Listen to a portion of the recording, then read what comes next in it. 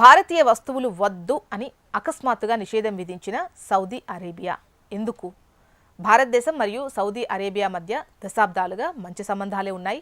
ఇరు దేశాల మధ్య వాణిజ్యం కూడా అద్భుతంగా ఉంది. అయితే రీసెంట్గా మన దేశం నుంచి పంపే చికెన్, గుడ్లు తదితర ఉత్పత్తులపై సౌదీ అరేబియా అకస్మాత్తుగా నిషేధం విధించింది.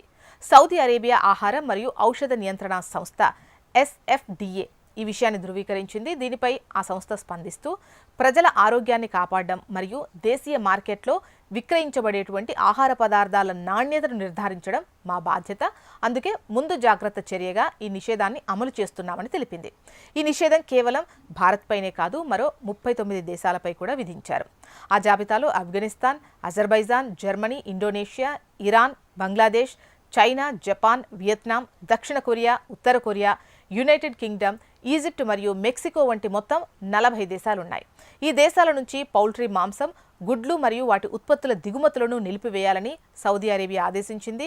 దీనికి కారణం ఏంటంటే, ఈ నిషేధానికి ప్రధాన కారణం వచ్చేసి పక్షుల జ్వరం, బర్డ్ ఫ్లూ. ప్రస్తుతం భారతదేశంలోని పలు రాష్ట్రాలతో పాటు ప్రపంచవ్యాప్తంగా కూడా అనేక దేశాల్లో పక్షుల జ్వరం ఉంది. ప్రజల భద్రతను దృష్టిలో ఉంచుకొని సౌదీ ఈ నిర్ణయం తీసుకుంది. అయితే ఈ నిషేధం కేవలం తాత్కాలికంగా మాత్రమే. పక్షుల జ్వరం తగ్గుముఖం పట్టిన తర్వాత మళ్లీ దిగుమతులు ప్రారంభమయ్యే అవకాశం ఉంది.